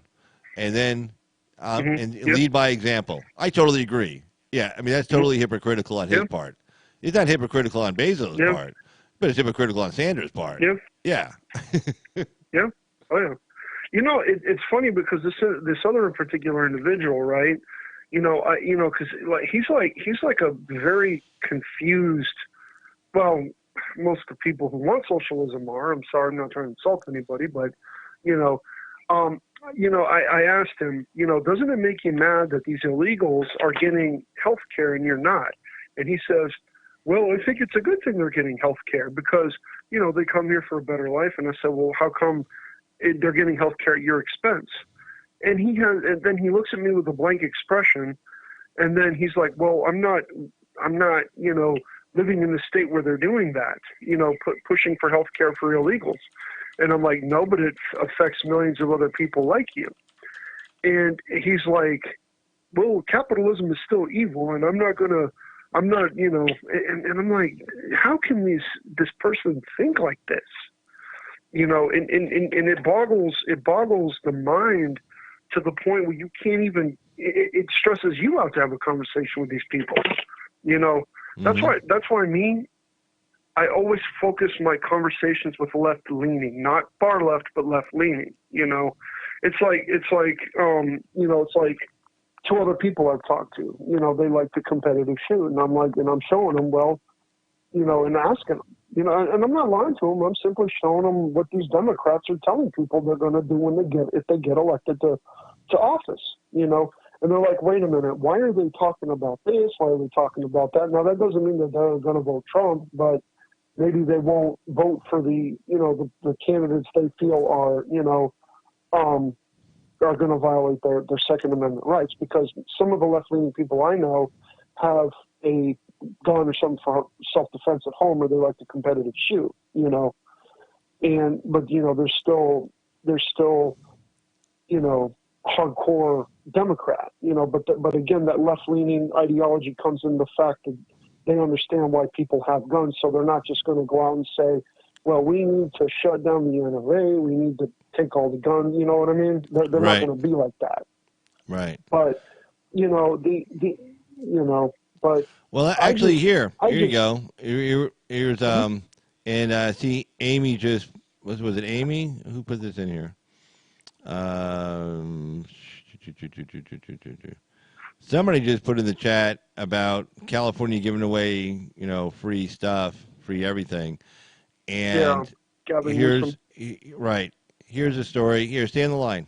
I'll go through it real quick. You can comment on it when I get done. Okay. Taxing Americans to give illegal aliens subsidized health care.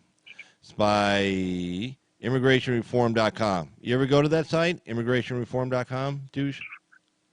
I need to. I do need to check it out. Immigrationreform.com. You definitely sub to it. It's totally a cool site. They'll give you notifications on your laptop and your phone and stuff. It's really good.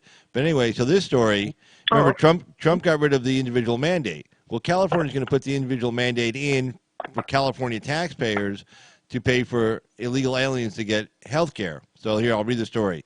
Spencer Raley immigrationreform.com. California is likely bringing back a version of the individual health care mandate in order to help pay for the health care of low-income illegal aliens who are under 26 years old. Democratic Governor Gavin Newsom and state Democrats have agreed on a budget that would institute a new tax on those who do not have health insurance in order to help cover the nearly $100 million in additional costs. The budget must still be approved by the state legislature, but is expected to pass by a wide margin. The Golden State, California, is home to more illegal aliens than any other state. It is estimated that 90,000 of the state's 2.6 million illegal aliens will immediately become eligible to receive taxpayer-subsidized health care once the new budget takes effect. There is already discussion about expanding the provision in the future. Of course, it's going to cover all 2.6.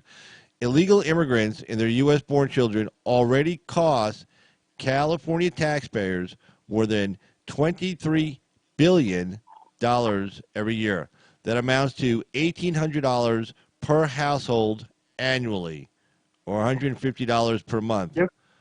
I mean, every California household is paying $1,800 a year to pay for illegal immigrants and their U.S.-born children. That's what's going on right now. Yeah. So what do you think about that? Isn't that crazy? It is crazy. And you know what's going to happen is, what they're trying to do is it's like they're trying to bankrupt the states because New York's going to do it. I'm almost willing to bet New York's going to follow. All these Democrat-controlled states, sanctuary states, are going to follow California's example because what they want to do is they want to try and bankrupt our country through expensive medical, the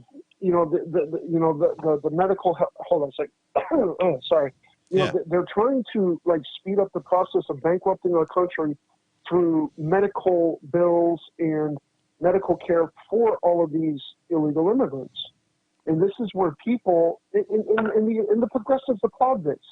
Like right now, we all know that these trolls are listening to us talk, and they're going to applaud their own demise, and they're going to applaud themselves basically getting treated as second-class citizens because they don't have the brain to comprehend what these Democrats, not necessarily just Democrat, but these establishment politicians, these politicians who enjoy having their strings pulled by the puppet masters.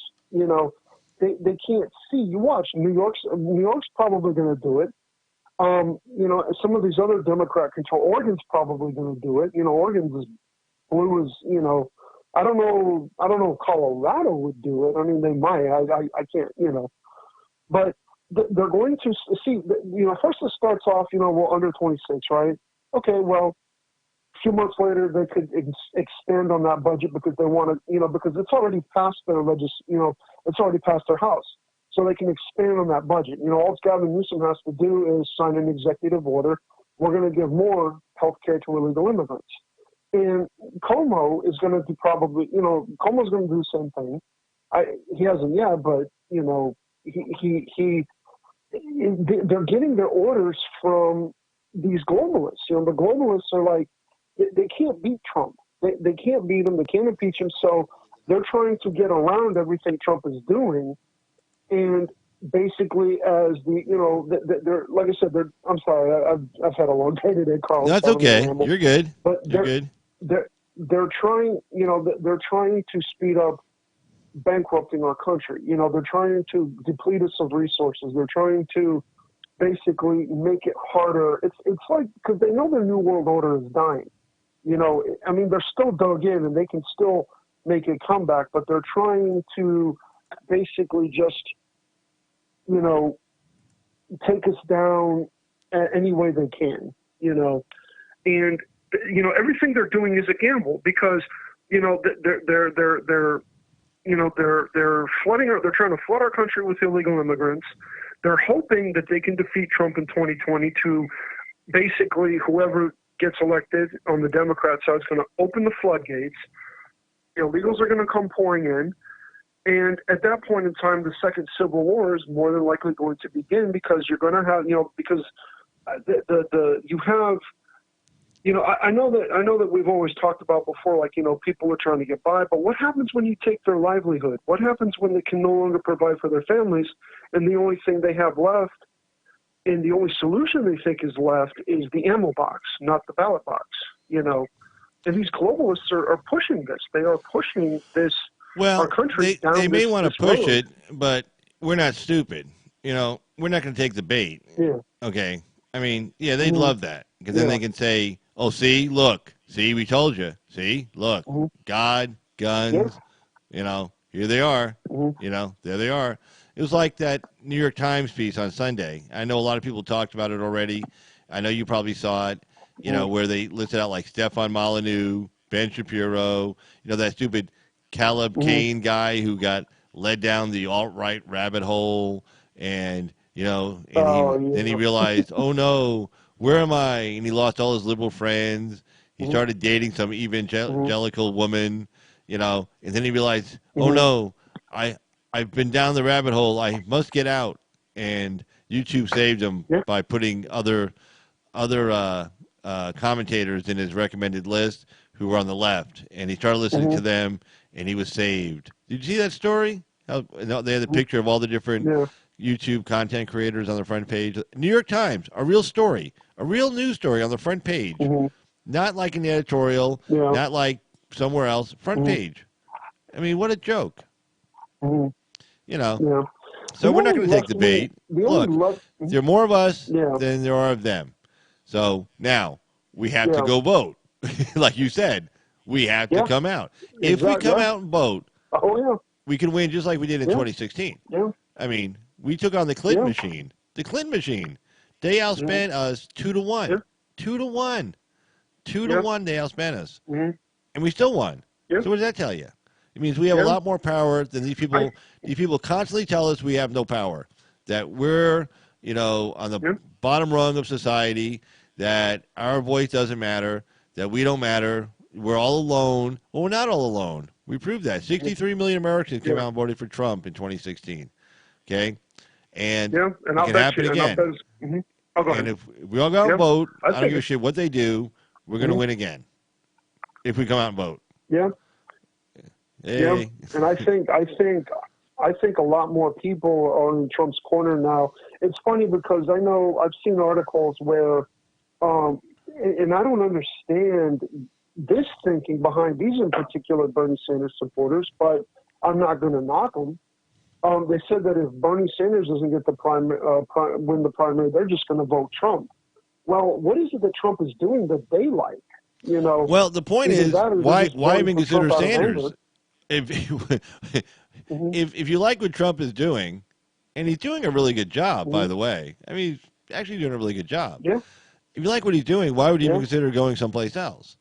Why change an administration and staff and cabinet members? And, if everything's going okay, I hate to say the old saying, don't change horses in midstream, but if everything's going okay, why would you want to try something else? I mean, if everything was in the shit, okay, maybe you want to change. But everything's not in the shit. Everything's going pretty good. Yeah. And better than pretty good. It's going really good. Actually, it's going better than it's gone in 50 years. Yeah. Shit. Yeah. What do you want to what do you get it? Elect somebody who's going to make it better than it's been in 100 years? I mean, really? That's his promise?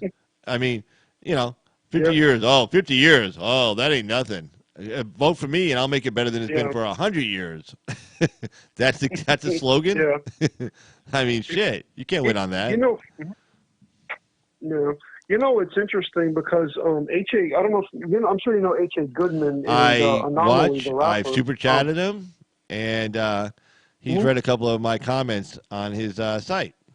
So yeah, I like H.A. Oh, cool. Yeah. H.A. Goodman, actually... Wait, I was on there one night when you were there. Remember? I said hey to you. You said hey back. Great D-bag. Yeah. Nobody says the great douchebag. It's like everyone calls me the D-bag, or I don't know. Maybe. Yeah, I said hey to you. You said hey back. It was like real late. Huh? It was like 11:30 midnight my time. Yeah, it was late. It was late at night one night. Yeah. But him and Anomaly were huge Bernie Sanders supporters, and now they're Trump supporters. And I think both of them combined had a big hand in why a lot of former Bernie Sanders supporters are now Trump supporters. Because H.A. Goodman, he's always, he never really struck me as a far left radical progressive. He always kind of struck me as like center, center left. Yeah, I never like listened to him before. Did you listen to him a lot before? Not really, but but when he mentioned that he was a big Bernie Sanders supporter, I went back and read some of his articles. Gotcha. There was a lot of stuff to read, so I just kind of read, but I think the Huffington Post, I believe the Huffington Post called him the biggest Bernie booster on the internet. I think. Okay. I could be wrong on that, but I think. Yeah, I think he did like interviews on CNN and stuff, MSNBC, CNN. Yeah. Yeah. Mm-hmm. But he's, I don't know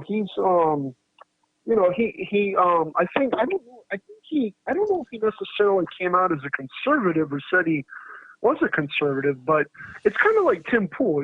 Tim Pool is, he's a classical liberal, but he might as well. I think before I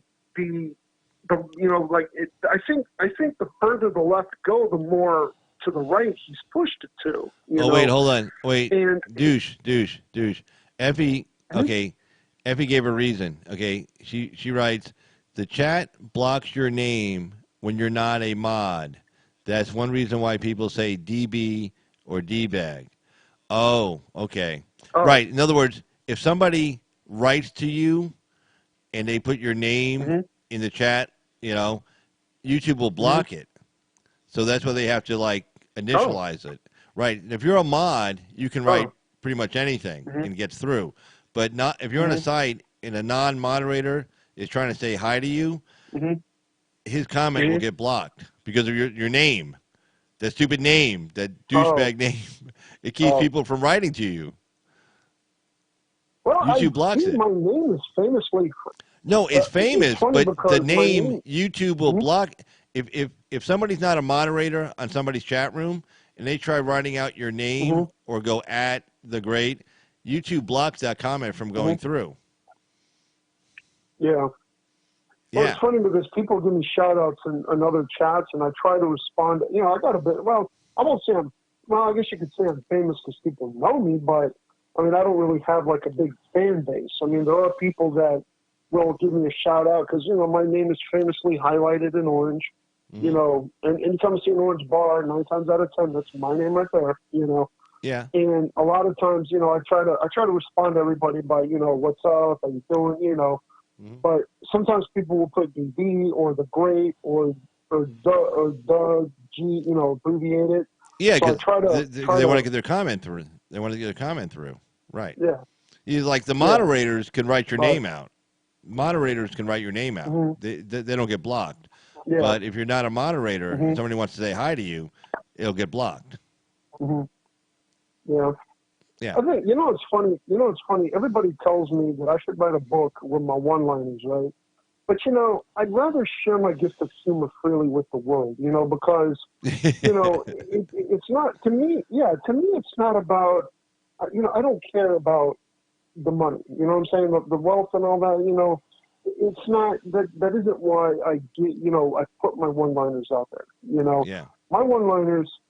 Because the world right now is so messed up, and humor is one of the best ways we can push humor back, is great. Humor is great for breaking down barriers. Definitely. Yeah. And I try to and it's also great for pointing out the ideology of how some of our politicians think. Some people are like, where do you come up with this? How do you think of this? Well, it's an ability. You got to have an ability. You got to know how to use words. You got to know. Trump Parody guy was asking me questions about this when I first called into his live show, and you got to have an ability to turn a phrase. You got to have an ability to basically use synonyms, homonyms. Words that sound the same but have a different. Like AOC throws out her dinner to eat supper. Makes no sense. Why would you throw out your dinner to eat supper when it means the same thing? But the way she thinks. It's not the way she thinks. So she would have a supper, she would have 2 plates of food. One would be her supper, one would be her dinner. And she would throw out her dinner to eat supper or throw out her supper to eat dinner, So it's like, it's just a play on words that Well, that no, I use to point look, out humor is good because it Mhm. it kind of, like I said, it breaks down barriers, and Mhm. you get like a little message out too. It's parody. You know Mhm. you Yeah. you you make Mhm. fun of somebody, but in a way that it's kind of real. If you make a Yeah. statement about Yeah. AOC, well, she's not very bright. Mhm. You know, she No. was Mhm. chosen. She didn't organically decide to run for Congress. She was chosen by the Justice Yeah. Democrats. They put a big, Yeah. big newsletter out there to people. If you know somebody who's young, a woman, Mhm. attractive, who has a good personality, and we think would make a good Mhm. congressperson or a state senator or whatever, you know, submit her name. Mhm. And then they interviewed her Yeah. a bunch of times. They checked her out. They saw she could take instruction, she could listen, she could learn, and next Mhm. you know, boom, she's out there, gets all kinds of Mhm. money, gets a professional staff. That guy from California, they bring him out. The guy Yeah. that laundered all the money, but he knew how to run a Mhm. campaign, Yeah. and he knew how to go after that congressman and attack him. And he was complacent. He thought she was a nobody. He figured, oh, he could roll right over Yeah. her. He had 10 terms in the Mhm. Congress. Fourth most Mhm. powerful person in the House, and he figured he had it, Yeah. and he didn't. Yeah. But she's not a Well, genius. She's not mhm. smart. She doesn't know anything. No. If if No. if she's away from her But talking points, she, she sounds like mhm. a complete idiot. I mean, really bad. Yeah. But she's very dangerous to our freedoms, and so are these three, and so are her two cohorts. Well, They yeah, are very dangerous to our freedoms. of I mean, course. Right, we got you to know, stay on top of them. it Right. yeah. It's funny because they haven't really been as it seems like they've been making stupid comments, but they have not been as they haven't really been as vocal as they were.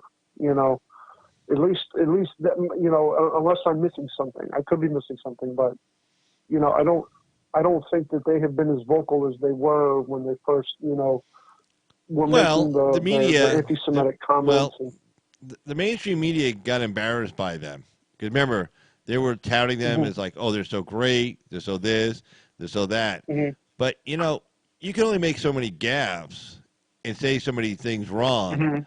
before you get pulled in. Plus, let's be honest, they were saying some pretty good anti-Semitic shit, you know, and you can only Yeah. get away with that so Mhm. long. You can, Yeah. they gave them a couple of passes, which I was surprised, but then those passes got used Mhm. up, and they said no, we're done, Yeah. and so Mhm. they don't have the big Yeah. cover from the mainstream media anymore. So when they say something stupid, Mhm. you know, everybody calls them on it, and they're an embarrassment. They can't keep covering for them for the anti-Semitism, And the racism, mhm. and just the lack of knowledge on how things work in the world. So the mainstream media is kind of plus you got the presidential election going on now. Nobody's listening to what they have to Mhm. say. They listen to the candidates.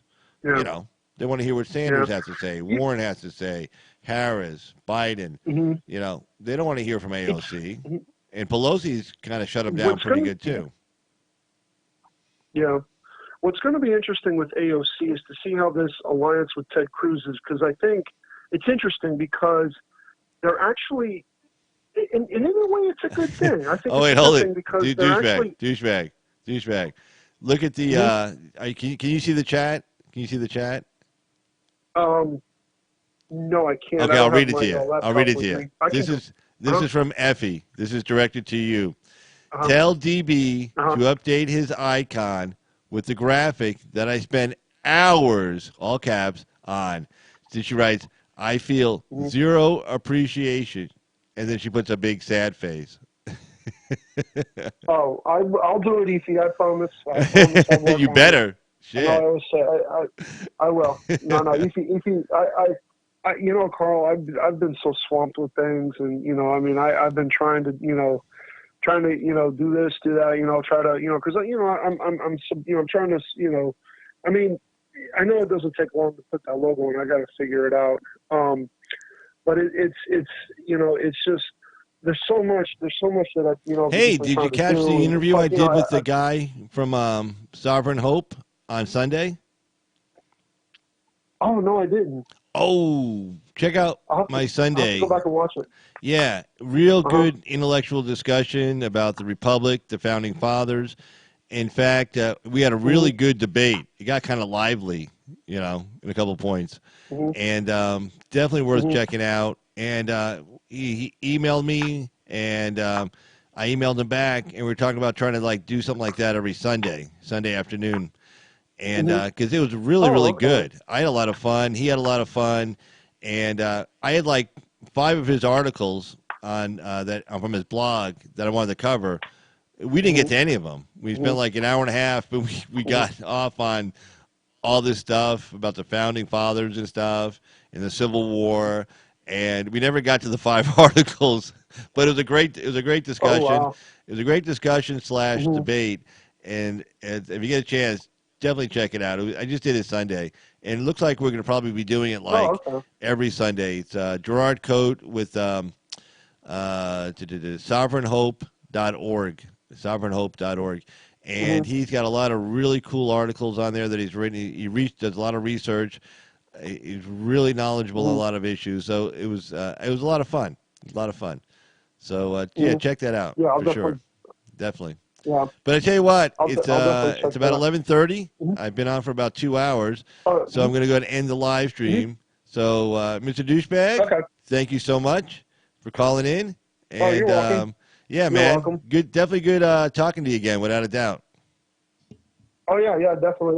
I promise I'll try to catch more of your shows, Carl. It's just I try to catch the No, VIN hey, information. I try I to catch know, I Tony's, know. and You're good. You're good. know, All right, but man. Hey, have a good one. all right, all right. You too. Take care. All right, bye bye. All right, and that was the great douchebag. Yeah, Effie. Yeah, you're right. Because oh, thanks, Effie. Appreciate you saying that. Yeah, that was a good interview. Yeah, and I did figure out how to get him on the video call because um, sometimes you send somebody the link, they won't open up on their browser. But if he actually goes to the VMix website and I send him the password, then he'll be able to get on the video call. So I got that figured out. So we just got to get that sorted. And yeah, we're talking about doing a live show every Sunday at like 3 o'clock, sometime like we did last Sunday. So yeah, that should be really good. But hey, good discussion tonight. Thanks, Mr. Douchebag, for calling in. Thanks to all the people in the chat. Totally appreciate it. And until next time, this is Carl for Carl's Opinion. Have a great night, everyone, and I'll see you the next live stream. Bye bye.